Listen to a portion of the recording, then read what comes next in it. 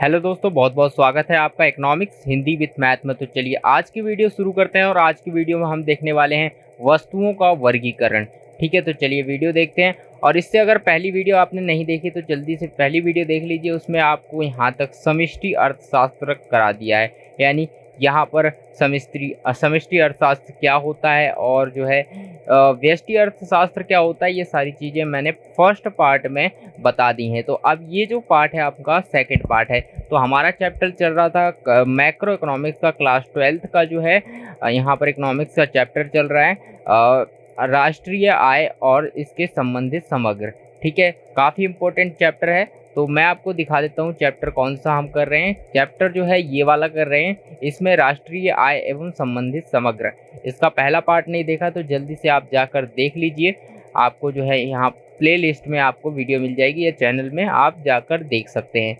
ठीक है, तो चलिए अब शुरू करते हैं यहाँ पर वस्तुओं का वर्गीकरण। तो ठीक है, यहाँ पर सबसे पहले क्या कह रहा है कि एक अर्थव्यवस्था में उत्पादित वस्तुओं को मुख्य रूप से 4 भागों में बांटा जाता है। तो वर्गीकरण का मतलब होता है कि अलग अलग भागों में बांट देना। ठीक है, तो यहाँ पर इसके अनुसार जो वस्तुएं होती हैं, उत्पादित वस्तुएं होती हैं, उन्हें 4 भागों में बांटा जाता है। कितने भागों में बांटा जाता है? उन्हें 4 भागों में बांटा जाता है। ठीक है, 4 भागों के अंदर बांट दिया जाता है। पहला है हमारा उपभोग वस्तुएं, ठीक है, यानी उपभोक्ता वस्तुएं। और दूसरा है पूंजीगत वस्तुएं। तीसरा है हमारा अंतिम वस्तुएं। चौथा है मध्यवर्ती वस्तुएं। तो ये हमारी मुख्यतः 4 प्रकार की वस्तुएं होती हैं जिनमें हम बांट सकते हैं। ठीक है, तो सबसे पहले हम इसमें समझेंगे उपभोक्ता वस्तु क्या होती है। तो चलिए मैं आपको बताता हूँ सबसे पहले उपभोक्ता वस्तु क्या होती है, फिर एक एक करके हम इसको डिटेल में समझते हैं। उसके बाद सबसे पहले अगर उपभोक्ता वस्तु की बात करें तो यहाँ पर उपभोक्ता शब्द से ही आपको पता चल रहा है कि उपभोक्ता का मतलब क्या हुआ। एक ऐसा व्यक्ति, यहाँ पर कौन सी वस्तु हो सकती है? उपभोक्ता। कौन होता है? उपभोक्ता कौन होता है? सबसे पहले बात करते हैं उपभोक्ता की। तो यहाँ पर आप देख सकते हैं इस इमेज में, यहाँ पर जो है ये महिला है। ठीक है, तो ये महिला यहाँ पर कुछ खरीदने के लिए आई है। यहाँ पर क्या आई है? ये महिला जो है कुछ खरीदने के लिए आई है। तो यहाँ से मान लीजिए एक बिस्किट खरीदा, तो ये बिस्किट खरीद करके ये कुछ बनाने वाली नहीं है उससे, ये सीधा जो है ये बच्चे को खिलाएगी बिस्कुट। तो मतलब इसने बच्चे के लिए ये बिस्किट खरीदा। तो अगर बच्चे के लिए बिस्किट खरीदा तो ये बिस्किट क्या है? बिस्किट एक क्या है? एक यहाँ पर देखिए, यहाँ पर अगर मैं बताऊं तो आपके लिए ये जो बिस्किट है, जो बिस्किट था, यहाँ पर आपका जो बिस्किट है ये आपका उपभोक्ता वस्तु है। उपभोक्ता वस्तु, ठीक है। तो ये जो बिस्किट है ये आपका एक उपभोक्ता वस्तु है। क्यों है उपभोक्ता वस्तु? क्योंकि यहाँ पर आप देख सकते हैं, यहाँ पर जब भी यहाँ से कोई सामान खरीदेगा, सामान खरीदने के बाद जब उस सामान का उपयोग सीधा उपभोग के लिए किया जाए, यानी उपभोग के लिए किया जाएगा, मतलब उसे सिर्फ मतलब खा लिया जाएगा या फिर जो है इस्तेमाल कर लिया जाएगा एक बार, उसके बाद उसका दोबारा इस्तेमाल नहीं होगा, ऐसी वस्तु को हम उपभोक्ता वस्तु कहते हैं। ठीक है, क्या कहते हैं? उपभोक्ता वस्तु कहते हैं। तो इस प्रकार की वस्तु क्या कहलाती है? हमारी उपभोक्ता वस्तु कहलाती है। तो आई होप आपको ये क्लियर हो गया होगा। अगर आपको ये क्लियर नहीं हुआ तो चलिए आप इसको और आगे देखते हैं। यहाँ पर हम, हाँ, तो ये हमारा उपभोक्ता वस्तु की बात कर रहे थे। तो ये रही उपभोक्ता वस्तु की बात कर रहे हैं। उपभोक्ता वस्तु क्या होती है? वे अंतिम वस्तुएं होती हैं, ठीक है, और सेवाएं होती हैं। वे अंतिम वस्तुएं और सेवाएं जो प्रत्यक्ष रूप से उपभोक्ता की मानवीय आवश्यकताओं की पूर्ति करती हैं, यानी मानव की आवश्यकताओं की जो पूर्ति है वो प्रत्यक्ष रूप से करती हैं। जैसे कि इस महिला ने यहाँ पर एक बिस्किट खरीदा और सीधा उसका उपयोग कर लिया, तो यानी उस बिस्कुट ने क्या किया? बिस्किट ने यहाँ पर इस जो है बच्चे के लिए सीधा जो है यहाँ पर प्रत्यक्ष रूप से क्या किया है? प्रत्यक्ष रूप से यहाँ पर जो है यहाँ पर मानवीय आवश्यकता को पूरा किया है। ठीक है, उपभोक्ता द्वारा क्रय की गई वस्तुएं और सेवाएं उपभोक्ता वस्तुएं कहलाती हैं। यानी जब उपभोक्ता क्रय करता है कोई वस्तु और सेवा तो उसे उपभोक्ता वस्तु कहते हैं। अब ये उपभोक्ताएं वस्तु 3 प्रकार की हो सकती हैं। पहला है हमारा टिकाऊ वस्तुएं, दूसरा है अर्ध टिकाऊ वस्तुएं और तीसरा है हमारा गैर टिकाऊ वस्तुएं। ठीक है, अब ये 3 प्रकार से कैसे हो सकती हैं वो हम देख लेते हैं। सबसे पहले ये ऐसी वस्तुएं, यानी ये ऐसी उपभोक्ता वस्तुएं होती हैं, यानी कौन सी वस्तुएं हैं, उपभोक्ता वस्तुएं हैं जिनका यहाँ पर कह रहा है जिन वस्तुओं की कीमत अधिक होती है। तो ऐसी वस्तु जिनकी कीमत अधिक होती है, ऐसी इन वस्तुओं की कीमत क्या होती है, अधिक होती है, तथा जिनका प्रयोग कई वर्षों तक किया जाता है। तो कई वर्षों तक किया जाएगा, ठीक है, उन्हें टिकाऊ वस्तुएं कहते हैं। टिकाऊ वस्तु, टिकाऊ शब्द से ही आपको पता चल रहा है कि ऐसी वस्तु जो कि लंबे समय तक चलती है उन्हें हम टिकाऊ वस्तु कहते हैं। नेक्स्ट है अर्ध टिकाऊ वस्तु। अर्ध टिकाऊ वस्तु क्या होगी, ऐसी वस्तु जो उपभोक्ता द्वारा क्या करता है कि 1 वर्ष या उससे अधिक, थोड़े अधिक समय के लिए क्या किया जाता है, यानी समय तक किया जाता है। इसका उपयोग क्या करता है उपभोक्ता, 1 वर्ष या इससे अधिक समय तक इसका उपयोग करता है, तब उसे हम क्या कहते हैं, उपभोक्ता। यहाँ पर उसे तब हम कहेंगे यहाँ पर उपभोक्ता वस्तु, ठीक है। यहाँ पर अर्ध टिकाऊ उपभोक्ता वस्तु के नाम से उसे जानेंगे। तो यहाँ पर इतना आपको क्लियर हो गया। उसके बाद हम यहाँ पर आते हैं गैर टिकाऊ वस्तुएं। ऐसी वस्तुएं जो यहाँ पर ऐसी उपभोक्ता वस्तुएं, ये उपभोक्ता वस्तुएं हैं, ऐसी उपभोक्ता वस्तुएं हैं जो जिनका प्रयोग केवल एक बार ही किया जाता है और इन्हें एकल प्रयोग वस्तुएं भी कहा जाता है। तो यहाँ पर जो बिस्किट था, अब यहाँ पर इनकी उदाहरण की बात करें तो देखिए, जैसे कि हम यहाँ पर टीवी की बात करते हैं, तो टीवी एक बार खरीदा तो ये कई वर्षों तक चलने वाला है, ठीक है। तो ये टीवी क्या है, कई वर्षों तक चलेगा, एक बार खरीदने के बाद कई वर्षों तक चलेगा। उसके बाद आपने कार खरीदी तो कार जो है कई वर्षों तक चलेगी। और यहाँ पर वॉशिंग मशीन खरीदी तो ये हमारा कई वर्षों तक चलती है। अब अर्ध टिकाऊ वस्तु में क्या होता है कि कपड़े खरीद लिए, काफ़ी लंबे समय, 1 वर्ष तक चल जाते हैं या फिर उससे कम भी चलते हैं, और यहाँ पर क्रॉकरी खरीद सकते हैं। उसके बाद गैर टिकाऊ वस्तुएं क्या होती हैं यहाँ पर की, जो बिल्कुल भी नहीं चलती, जैसे कि बिस्किट का भी मैंने उदाहरण दिया आपको, यहाँ पर कि उपभोक्ता द्वारा सीधा ही उपभोग कर ली जाती हैं, ठीक है। तो ये हमारा हो गया। तो आई होप यहाँ पर ये तीनों चीज़ें क्लियर हो गई। उपभोक्ता वस्तु क्या होती है आपको फिर से बता दो। उपभोक्ता वस्तु वह वस्तु होती हैं जिनका जो है प्रत्यक्ष रूप से उपभोक्ता, जिसमें कि ये ऐसी वस्तुएं हैं जो कि प्रत्यक्ष रूप से उपभोक्ता की मानवीय आवश्यकताओं को पूर्ति करती हैं, यानी मानव की जो आवश्यकता है वो प्रत्यक्ष रूप से पूरा करती हैं, ठीक है। कैसे करती हैं, प्रत्यक्ष रूप से पूरा कर देती हैं उन्हें किसी ठीक है, प्रत्यक्ष मतलब सीधे ही पूरा करती हैं। जैसे कि यहाँ पर एक बिस्किट खरीदा, सीधे ही पूरा हो गया, कपड़े खरीदे, सीधे पूरा हो गया। उसके बाद यहाँ पर क्या है, टीवी खरीदी, उनकी संतुष्टि जो है पूरी हो जाती है प्रत्यक्ष रूप से, ठीक है। तो ऐसी वस्तुएं क्या है, उपभोक्ता वस्तुएं। चलिए आगे बढ़ते हैं। नेक्स्ट आ जाता है यहाँ पर, इसमें जैसे कि यहाँ पर अब नेक्स्ट जो हमारी वस्तु है वो है हमारी पूंजीगत वस्तु। अब उपभोक्ता वस्तु हमने देख लिया, बात करते हैं पूंजीगत वस्तु की। पूंजीगत वस्तु की बात करें तो पूंजीगत वस्तु में क्या होता है, यहाँ पर सबसे पहले देखते हैं। यहाँ पर देखिए, चौथा और पॉइंट है उसका, जो हमने अभी पढ़ा था ना, यहाँ पर उपभोक्ता वस्तु, तो सेवाएं भी आती हैं उसमें, यानी ऐसी गैर भौतिक वस्तुएं होती हैं जो मानवीय आवश्यकताओं को जो है प्रत्यक्ष रूप से संतुष्टि प्रदान करती हैं, यानी संतुष्टि करती हैं, मतलब संतुष्टि देती हैं, लेकिन ये अमूर्त होती हैं, इनकी कोई मूर्त नहीं होती है, अर्थात इनको जो है छुआ और देखा नहीं जा सकता, केवल महसूस किया जा सकता है। मतलब इसका मतलब है सेवाओं से मतलब है, सर्विसेज देने से मतलब है, ठीक है। तो सर्विसेज वाली सेवाएं भी इसके अंदर आती हैं उपभोक्ता वस्तु में। तो ये सारी चीज़ें हैं, जैसे कि आप रिचार्ज करते हैं, कॉल करते हैं, तो रिचार्ज क्या होता है, जैसे कि जियो हो गया, तो यहाँ पर आपको मैं बताऊँ, तो यहाँ पर बात करें तो जैसे कि यहाँ पर जियो, ठीक है, जियो कंपनी जो है यहाँ पर क्या करती है, सिम की सेवा देती है, सिम, ठीक है, जिसमें से इंटरनेट चलता है, इंटरनेट, ठीक है। तो यहाँ पर क्या है, सिम की सेवा देती है, इंटरनेट चलता है, तो ये क्या है, हम इसको इंटरनेट जो हमें मिलता है सिम से और कॉलिंग का ऑप्शन मिलता है, वो हम क्या कर सकते हैं, छू नहीं सकते इंटरनेट को, लेकिन हमें जो है सीधे ही संतुष्टि प्रदान करता है, ठीक है। तो इस तरह से ये जो है सर्विसेज भी मिलती हैं, सर्विसेज भी काम करती हैं। नेक्स्ट आ जाता है हमारा यहाँ पर पूंजीगत वस्तु। अब बात करते हैं पूंजीगत वस्तु की। पूंजीगत वस्तु में क्या है? पूंजीगत वस्तु देखिए, पूंजीगत शब्द से समझिए, पूंजीगत, पूंजी क्या होती है? धन। पूंजी किसे कहते हैं? धन को कहते हैं, ठीक है। पूंजीगत वस्तु यानी धन से संबंधित वस्तु, ठीक है। सीधा सा अगर समझे तो धन से संबंधित वस्तु। तो यहाँ पर क्या बोला है? ये ऐसी वस्तुएं होती हैं, यानी ऐसी वस्तुएं होती हैं जो उत्पादन यानी उत्पादन में सहायक होती हैं तथा आय सृजन के लिए प्रयोग की जाती हैं, ठीक है। ये उत्पादन की पूंजीगत परिसंपत्ति में वृद्धि करती हैं। तो यहाँ पर एक तरह से बता दिया है कि क्या क्या ये वस्तु करती हैं। तो पहले क्या किया? सबसे पहले ये अंतिम वस्तुएं होती हैं।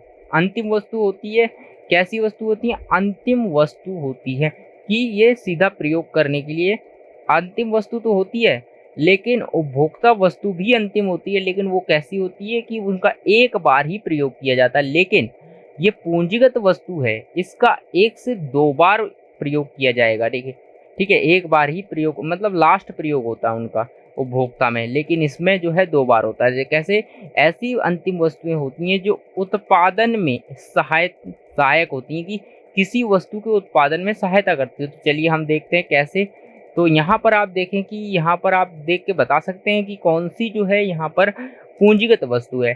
तो यहाँ पर अगर आपका जवाब जो है, जो कमेंट बॉक्स में ज़रूर लिख के बताएं कि यहाँ पर पूंजीगत वस्तु कौन सी है, ठीक है। तो चलिए मैं बताता हूँ। यहाँ पर अगर आपका जवाब जो है ये वाली मशीनरी वाली पूंजीगत वस्तु है, तो आपका जवाब बिल्कुल सही है, यही आपकी पूंजीगत वस्तु है।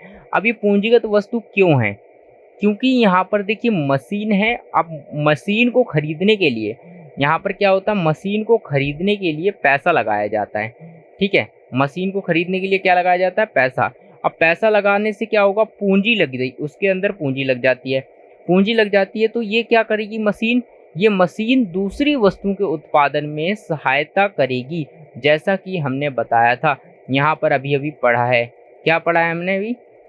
यहाँ पर पढ़ा है कि ऐसी वस्तुएं होती हैं जो उत्पादन में सहायता करती हैं। ये मशीन आपकी उत्पादन में सहायता कर रही है, ठीक है। उसके बाद हम यहाँ पर अभी पढ़ा, तथा आय सृजन के लिए प्रयोग की जाती हैं। तो मशीन चलेगी, उत्पादन होगा, तो आय का सृजन भी होगा। उसके बाद है ये उत्पादक की पूंजीगत परिसंपत्ति में वृद्धि करती है। अब भाई यहाँ पर देखो, आप यहाँ पर समझो कि ये जो मशीन लगाई है फैक्ट्री में, तो फैक्ट्री में पहले कुछ भी नहीं था। मान लीजिए एक मशीन थी, यहाँ पर 2 मशीनें और लगा दी। अब इससे क्या होगा कि जो उसकी परिसंपत्ति है, जैसे कि परिसंपत्ति मतलब उसके पास जो एसेट्स हैं, परिसंपत्ति है मतलब जो मशीनरी की संख्या क्या है? बढ़ गई है, ठीक है। तो यहाँ पर उसकी जो वैल्यू, कंपनी की वैल्यू है वो भी बढ़ेगी, ठीक है। तो यहाँ पर क्या है? तो इसका धन में वृद्धि होती है। तो मान लीजिए इसको इस तरह से हम समझ सकते हैं, जैसे कि ये मान लीजिए यहाँ पर, इसको समझने के लिए यहाँ पर देखिए, एक ये है और ये क्या है? ये आदमी है और ये इसका खेत है। क्या है? खेत। तो ये खेत है और इसमें क्या होता है? ये जो आदमी है एक खेत और खरीद लेता है, अब इसके पास 2 खेत हो गए। तो इसकी जो परिसंपत्ति थी, ये खेत था। परिसंपत्ति क्या थी? ये खेत परिसंपत्ति थी, लेकिन एक और इसने खरीद लिया तो इसकी परिसंपत्ति बढ़ गई, मतलब 2 खेत हो गए, अर्थात इसके जो है इसकी परिसंपत्ति बढ़ गई है। तो इसी प्रकार से जब व्यक्ति के पास अगर एक मशीन है और उसने एक और मशीन खरीद ली तो उसकी परिसंपत्ति बढ़ जाती है, ठीक है। आई होप यहाँ पर ये वाली चीज़ आपको क्लियर हो गई होगी। तो चलिए अब हम देखते हैं नेक्स्ट, यहाँ पर आगे बढ़ते हैं। अब आपको पता चल गया पूंजीगत वस्तु क्या होती है, ठीक है। पूंजीगत वस्तु पता चल गया। नेक्स्ट अब हम पढ़ेंगे अंतिम वस्तु।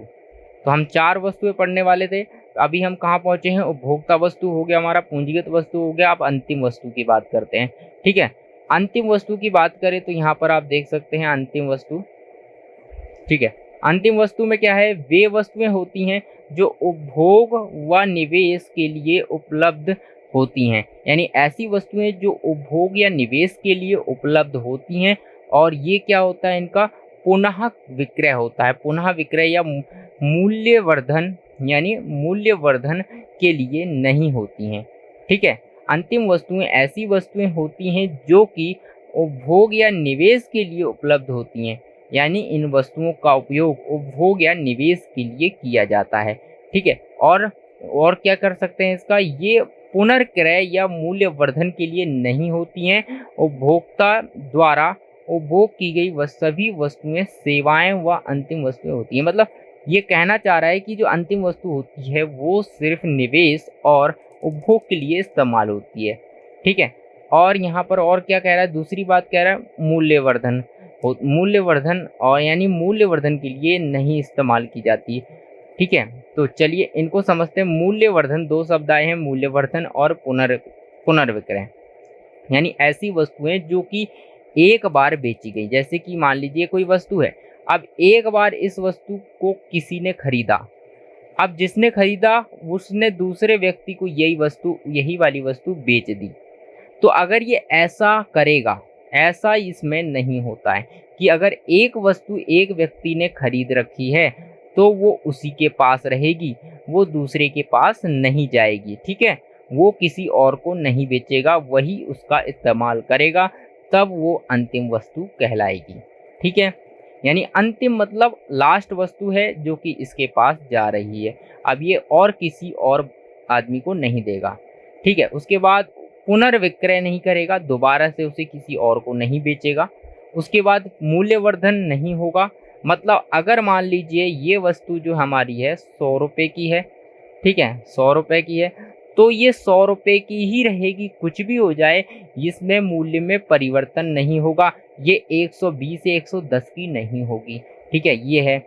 उसके बाद क्या रहा है, उपभोक्ता द्वारा की गई वस्तु, यानी उपभोग की गई सभी वस्तुएं, सेवाएं, अंतिम, यानी और या फिर इसने कोई भी वस्तु खरीदी और इनका इस्तेमाल कर लिया, तो ये उपभोग वस्तु कहलाएगी। ठीक है, तो अंतिम वस्तुओं को दो भागों में बांटा जाता है। तो यहाँ पर अंतिम वस्तु जो होती है उसे दो भागों में बांट दिया जाता है।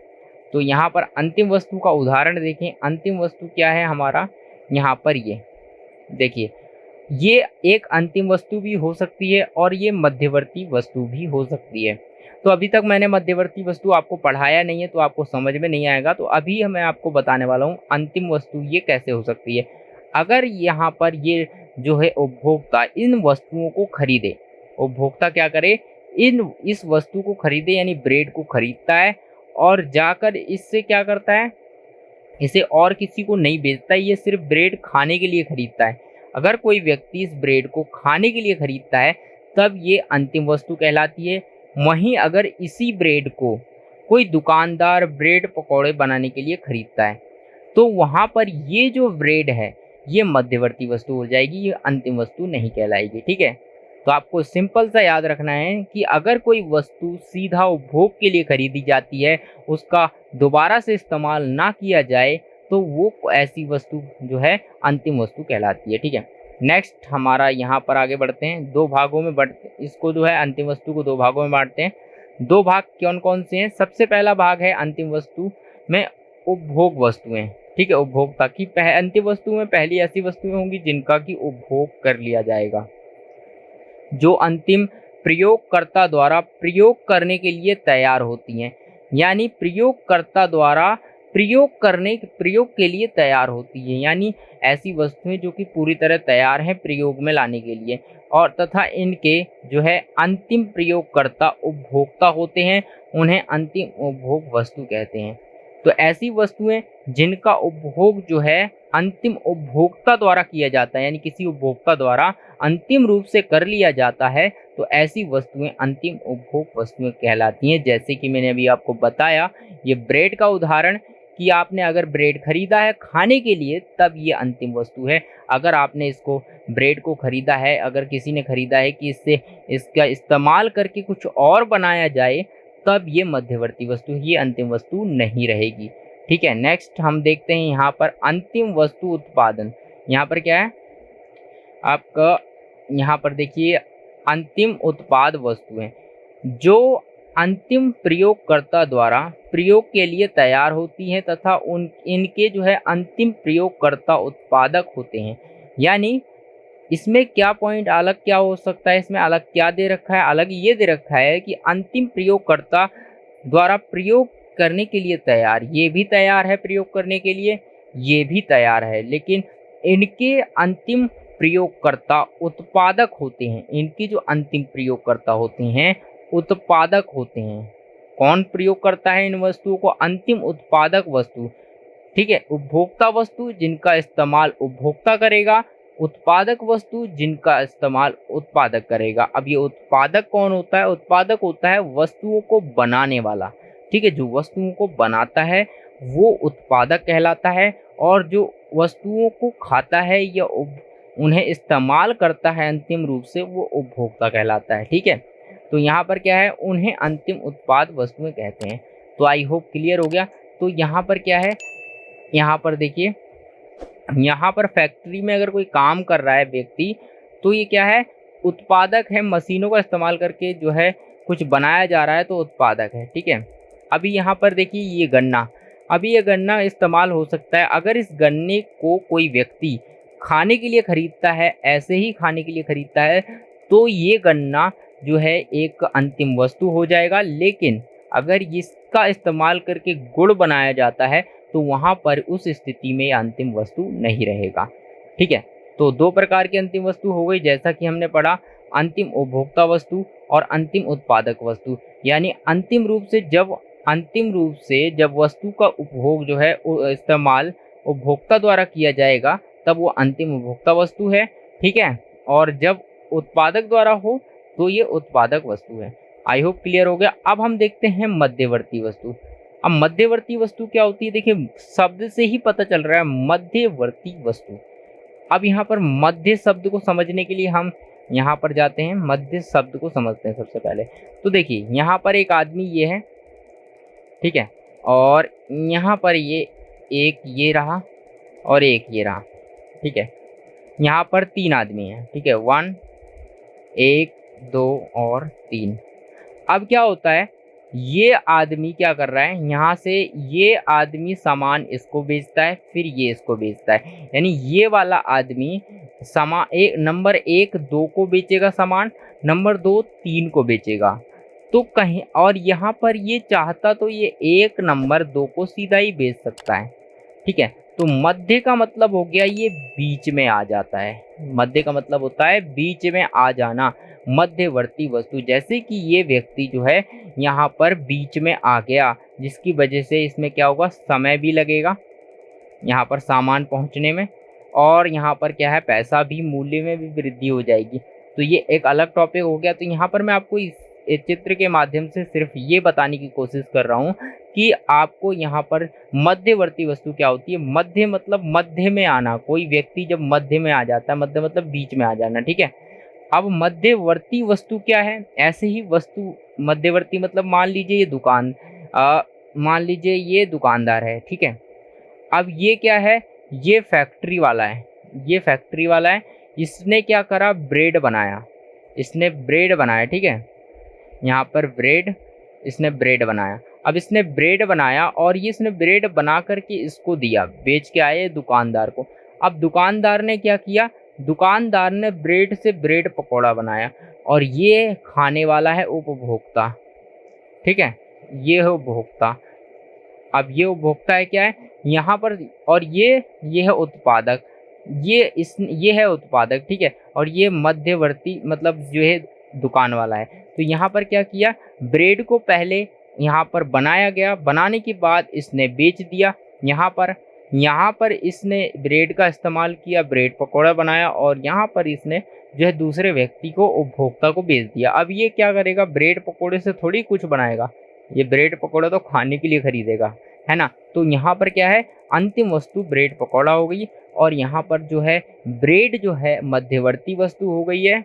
उसके बाद यहाँ पर आपको पता चल गया कि मध्यवर्ती वस्तु ब्रेड और ब्रेड पकौड़ा क्या है, अंतिम वस्तु है, ठीक है। आई होप यहाँ पर क्लियर हो गया क्या होती है मध्यवर्ती, यानी मध्यवर्ती वस्तु। यहाँ पर अब यहाँ पर पढ़ते हैं हम क्या बोल रहा है, और पढ़ते हैं क्या कहता है। ये ऐसी वस्तुएं और सेवाएं होती हैं, देखिए सेवा भी हो सकती है, सर्विस हो सकती है, जिनकी एक ही वर्ष में पुनः बिक्री की जा सकती है। यानी 1 वर्ष के अंदर पुनः बिक्री यानी दोबारा बेचा जा सकता है, ठीक है। अंतिम वस्तुओं के उत्पादन में कच्चे माल के रूप में प्रयोग की जाती है। अब यहाँ पर कह रहा है कच्चे माल के रूप में, जैसे कि मैंने अभी ब्रेड का उदाहरण दिया, तो ब्रेड क्या है, एक कच्चा माल है उसके लिए। यहाँ पर जो ये इस्तेमाल कर रहा था इसके लिए क्या है, ब्रेड एक कच्चा माल है, इसका इस्तेमाल करके ये क्या बनाता है, लास्ट ब्रेड पकौड़ा बनाता है। तो इस तरह से ये कच्चा माल है इसके लिए। तो कह रहा है जिनका रूपांतरण संभव है, तो रूपांतरण कर दिया, ब्रेड से ब्रेड पकौड़ा बना दिया। ये प्रत्यक्ष रूप से मानव आवश्यकताओं की पूर्ति नहीं करती हैं। तो ये जो मध्यवर्ती होती है मानव आवश्यकता की पूर्ति थोड़ी करेगी, ठीक है। पूर्ति कौन करेगा, ब्रेड करेगा, जो लास्ट में ये खाएगा। तो खाने के बाद इसकी पूर्ति हो जाएगी आवश्यकता की। लेकिन यहाँ पर जो ये ब्रेड है ये सिर्फ बनाने में यूज होगी, दूसरी वस्तु के उत्पादन में इस्तेमाल होगी, ठीक है। उसके बाद क्या है, उत्पादक द्वारा यहाँ पर प्रयोग की गई सेवाएं, जैसे कि यानी वकील की सेवाएं हो सकती हैं कच्चे माल के उपयोग। तो ये सारी चीज़ें होती हैं। दोस्तों आई होप यहाँ पर आपको ये सारी चीज़ें, वस्तुओं का वर्गीकरण जो है चैप्टर, आप यहाँ पर जो टॉपिक है, कॉन्सेप्ट है, आपको अच्छी तरह क्लियर हो गया होगा। अगर फिर भी कोई डाउट है तो आप हमें कमेंट करके पूछ सकते हैं, ठीक है। और तो ऐसी ही और वीडियोस देखने के लिए हमारे चैनल को सब्सक्राइब कर लें अगर पहली बार आए हैं तो, और बेल आइकन को ऑल पर सेट कर लें ताकि आपको जो है हमारी वीडियोस की नोटिफिकेशन मिलती रहे। तो चलिए हम मिलते हैं आपको किसी ऐसी ही और वीडियो में।